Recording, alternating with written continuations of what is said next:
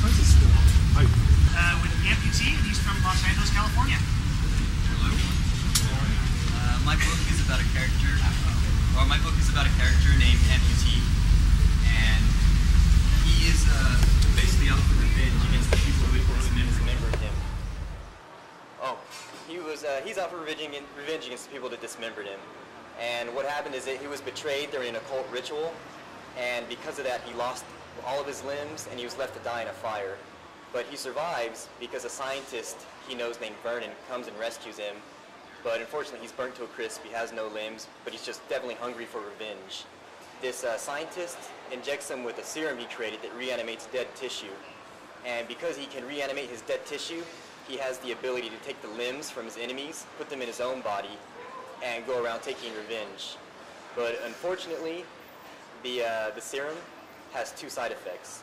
It's slowly taking over his entire body, so it's turning him into an undead zombie, while it's keeping him alive at the same time, and it could take weeks or even months. And number two is the limbs that he takes only last for 48 hours. So he has to continually keep killing people in order to keep getting revenge. And he's going to have a crisis where maybe at some point he'll have to kill an innocent person in order to continue his revenge. He's the good guy, but he's killing some really bad people. The person that he's after is a crime syndicate boss named Boss Rodriguez. And he has these visions of his place in hell, and so he doesn't want to die. So he enlists these 5 scientists in engineering and genetics and cybernetics to help him live forever. So he's a mess of all these things. So I took a look at your art, William. The guy's really kind of disgusting looking, and he's kind of a disgusting character, and I can't imagine ever possibly rooting for him. He seems like a really horrific figure. Why would I ever want to root for this guy, and how could I ever get behind him? Well, he is a very disgusting character, but he looks in the mirror every time and looks at himself, and he sees he's not the same person that he was. So he has a real self-identity crisis, and he's slowly turning into the zombie, losing his humanity. But why do I care about him? Well, because he wants to get back at the people that did this to him.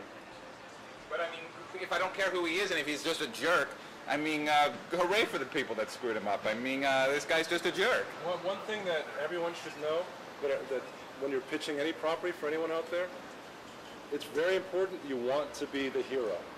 You want to be Batman, because he's so damn cool. Even in the horror movies, you want to be Dracula, you don't want to be the Wolfman. You know, and I agree completely. You don't want to be this guy. I don't care what his motivations are. In fact, his motivations are awful. I wouldn't want his motivations. Yeah, so I can't even say lighten it up, because it's so far beyond that, that I would just say start with something new. Yeah. Yeah. Make a happy bill and start. I think he's a character in another book, maybe, but I don't think he's his own book. Yeah.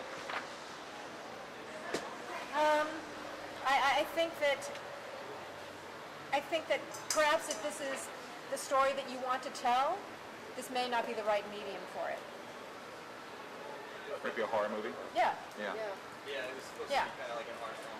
Yeah. So I think that in the comic book world, you want to sustain a character from book to book, and this doesn't seem like it's the right medium. And in comics, gross is fine, but again, the sustaining and liking the protagonist are both important, even if the protagonist has hit issues and looks horrendous.